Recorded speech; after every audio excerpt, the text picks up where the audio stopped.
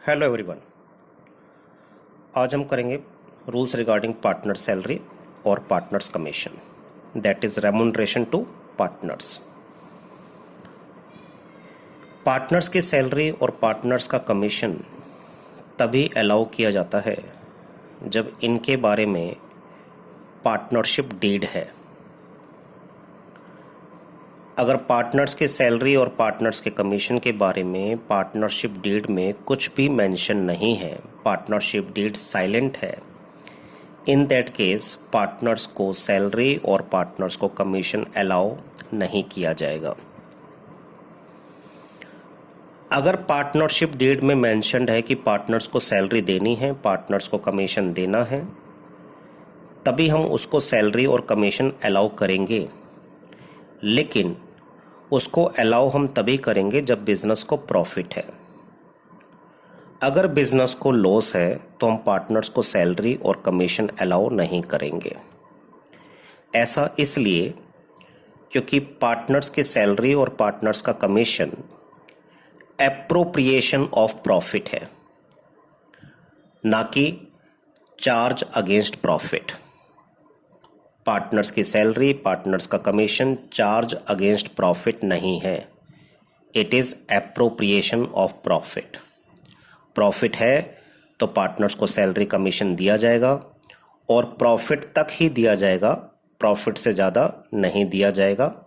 और अगर लॉस होगा तो पार्टनर्स को सैलरी और कमीशन नहीं दिया जाएगा। Salary payable to each partner is normally stated as an amount. Partners को कितनी सैलरी देनी है इसका अमाउंट आपको क्वेश्चन में गिवन होता है, और जो क्वेश्चन में सैलरी का अमाउंट गिवन होता है उसमें कई बारी वो आपको पार्टनर्स की सैलरी पर मंथ देगा, तो आप उसको 12 से मल्टीप्लाई करके एनुअल में कन्वर्ट कर लेंगे। कई बार वो पार्टनर्स की सैलरी क्वार्टरली देगा, इन दैट केस आप उसको 4 से मल्टीप्लाई करके एनुअल में कन्वर्ट कर लेंगे। तो ध्यान से क्वेश्चन को रीड करना है कि पार्टनर्स की सैलरी पर मंथ दे रखी है, क्वार्टरली दे रखी है या पर एनम दे रखी है। But commission payable to a partner is stated as percentage of profit. लेकिन जो कमीशन का अमाउंट है, जो हमने कमीशन पार्टनर्स को देना है, वो एज परसेंटेज ऑफ प्रॉफिट दे रखा होता है। कई बारी fix percentage of net profit दे रखा होगा और कई बारी fix percentage of divisible profit दे रखा होगा। तो प्रॉफिट का फिक्स परसेंटेज हमने पार्टनर्स को कमीशन देना होता है, which may be allowed to partners either. अब पार्टनर्स का जो कमीशन है वो दो तरीकों से दिया जाता है, as a percentage of net profit और divisible profit before charging such commission, और as a percentage of net profit और divisible profit after charging such commission. अगर क्वेश्चन में बिफोर चार्जिंग सच कमीशन या फिर after charging such commission mentioned नहीं है तो बाय डिफॉल्ट हम बिफोर चार्जिंग सच कमीशन को एज्यूम करते हैं। अगर किसी पार्टनर को commission by a fix percentage of net profit और divisible profit before charging such commission देना है, तब उस केस में पार्टनर्स का कमीशन कैसे निकाला जाएगा? नेट प्रॉफिट और डिविजिबल प्रॉफिट बिफोर कमीशन, जो भी बिफोर कमीशन नेट प्रॉफिट निकला है हमारा, multiply with rate of commission upon 100। अगर आपको नेट प्रॉफिट का फिक्स परसेंटेज दे रखा है, तब आप नेट प्रॉफिट, जो कि प्रॉफिट एंड लॉस अकाउंट से निकल कर आया है, इनटू में रेट ऑफ कमीशन अपॉन 100 करेंगे। और यदि क्वेश्चन में मेंशन है कि डिविजिबल प्रॉफिट का फिक्स परसेंटेज कमीशन देना है, तो P&L एप्रोप्रिएशन में जब आप क्रेडिट साइड में नेट प्रॉफिट और इंटरेस्ट ऑन ड्राइंग्स को ऐड करके डेबिट साइड में आप जितने भी आइटम्स हैं, जितने भी एक्सपेंस आपको दे रखे हैं, उनको घटाने के बाद आपके पास डिविजिबल प्रॉफिट आ जाएगा। लेकिन वो डिविजिबल प्रॉफिट बिफोर कमीशन होगा, कमीशन क्योंकि आपने कैलकुलेट करना है, कमीशन घटाने से पहले आपके पास डिविजिबल प्रॉफिट आ गया उसको आपने इनटू करना है रेट ऑफ कमीशन अपॉन 100 से। इससे आपके पास पार्टनर्स का कमीशन आ जाएगा।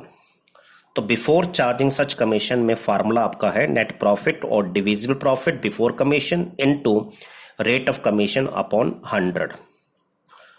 और दूसरा तरीका पार्टनर्स कमीशन को फाइंड आउट करने का as a fix percentage of net profit और divisible profit after charging such commission.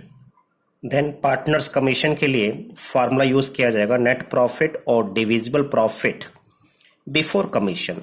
जिस कमीशन को आप फाइंड आउट कर रहे हो, मींस जिस पार्टनर के कमीशन को आप फाइंड आउट कर रहे हो, उसके कमीशन से पहले का जो प्रॉफिट है into rate of commission upon 100 plus rate of commission. तो आफ्टर चार्जिंग में इनटू करना होता है rate of commission upon 100 plus rate of commission, जबकि बिफोर चार्जिंग सच कमीशन में ओनली रेट बाय 100 करना होता है। तो इसलिए हमें क्लियरली पढ़ना है क्वेश्चन में क्या मेंशन्ड है, before charging such commission mentioned है या फिर after charging such commission mentioned है। और मैंने आपको बता दिया अगर क्वेश्चन में मेंशन नहीं है बिफोर चार्जिंग सच कमीशन और आफ्टर चार्जिंग सच कमीशन, तो बाय डिफॉल्ट हम बिफोर चार्जिंग सच कमीशन को एज्यूम करेंगे और हमारा फार्मूला होगा नेट प्रॉफिट और divisible profit before commission into rate of commission upon 100। तो इस कंसेप्ट को हम एक एग्जांपल से भी समझते हैं। हमने यहां पर एक एग्जांपल लिया है, Ajay and Vijay are partners in a firm.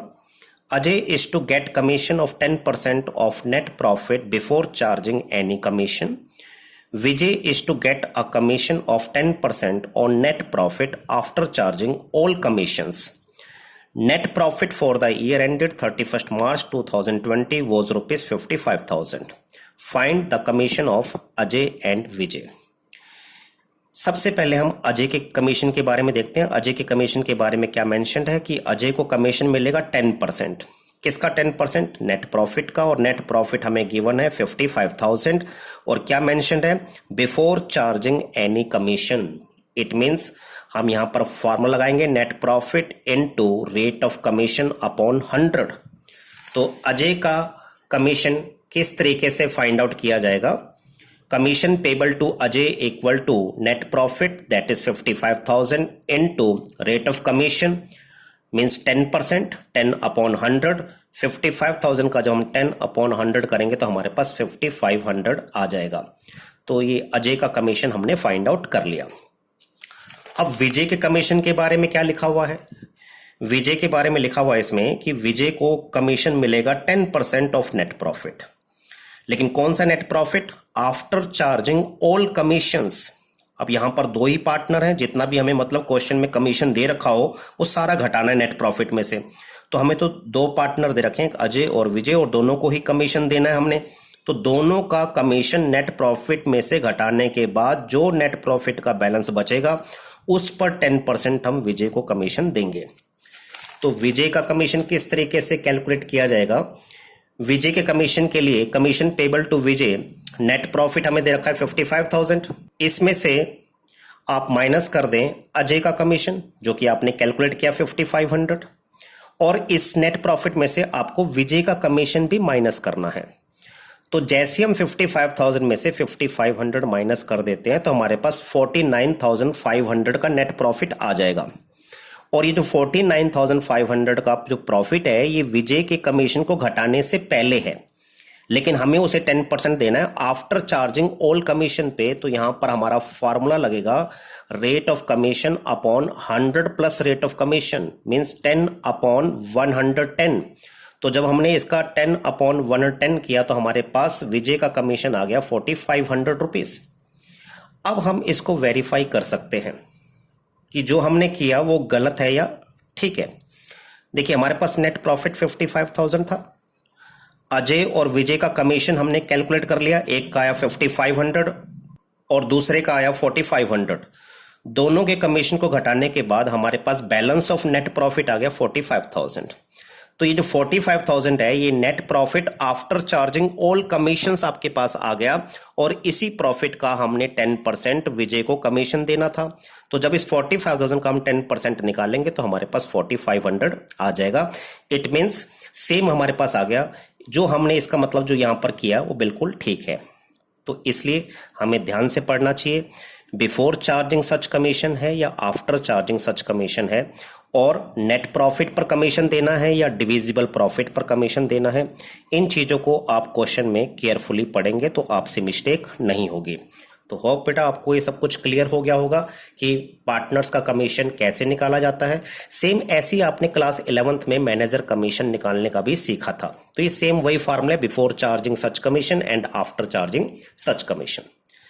तो होप आपको सारा क्लियर हो गया। थैंक यू बेटा and have a nice day.